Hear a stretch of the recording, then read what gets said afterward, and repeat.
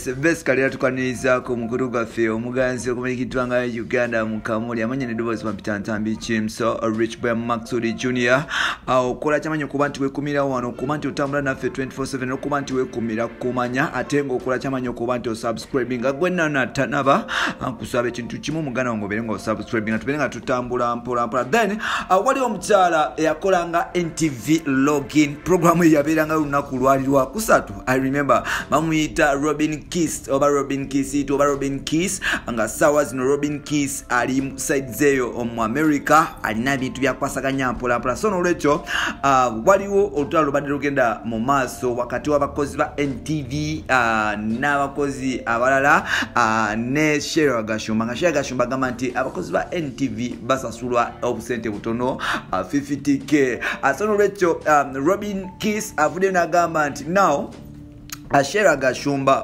kubimu ebimutapula n'okuba nti avaayo ayogera ebintu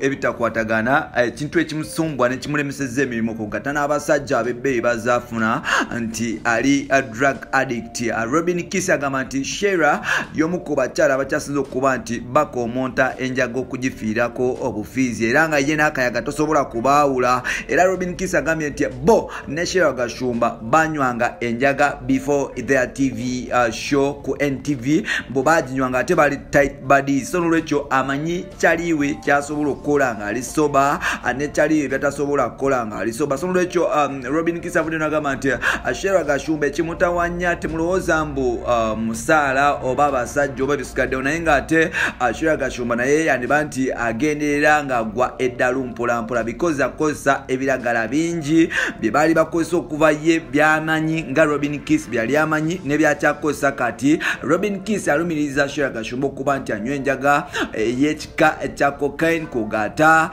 ne bwaira. Waliwo enjaga eyo bagita bwaira ba celebrity bagikozesa nnyo okuba nti banywa. So nolwekyo Robin Kiss agambye nti Sheila Gashumba enjaga emukuba bagita bwaira ate ne cocaine amukozesa mpola. So nolwekyo ebigambo byavaayo okuba nti ayogera tebiba taba kwalaali.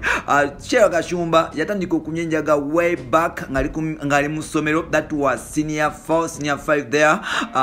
Then nakula mpola nga akola ku TV because like Sheila Gashumba tukiro okuba nti ali mu sinyafu yali star ready yali akola T-Nation wali eri kudda wali UBS n'avaawo mpola nadda ku NTV gyavudde recent n'aba nti afuna omusajja mukuuma gwe bayita God is plan. So nolwekyo Robin Kiss agambye nti Uganda tujja fiira talent nyingi because of drugs. Uganda twetaaga okuba nti tubulirira bakyali baffe kugata ne bawala baffe ne batabanyi baffe kubanga ekigambo kye bayita akayaga kibatwa bakawomerwa nnyo so nga ate kalina effects zikaleta mu future mpola era nga Robin Kiss agamba nti Sheila Gashumba anytime from now naye anaabanga adusibwa mu rehab nga bwe twala abakyali waffe Uncle Edwin Katambo oba MC Katza ne bakyali abalala bwe tugerera nti baselebrity bangi bavuddeko olw'enjaye tujjukira nti Fiye Mutonyi y'omu kwabo tulinako ba Pretty Girl tulinako kyali waffe yafa bamuyita Disney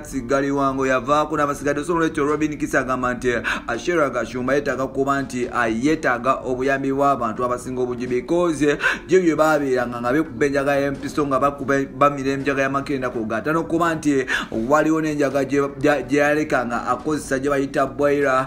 So nolwekyo Sheila Gashumba ebyo byavaayo kuba nti attackinga abantu okuba nti ayogera ennyo temulowooza nti abeera kwalaali. Omukyalo oyo alina byakozesa ebirala bino n'ebirala nno bye boolinda ku episodes zaffe zirako zikadde Ntambi Chimso Rich Boy Maxwell Junior. You can follow us on Twitter Chimso16, then on Facebook nkosa Ntambi Chimso. I think ku TikTok nkosa Chimso16 tukwatagana. Bye for now.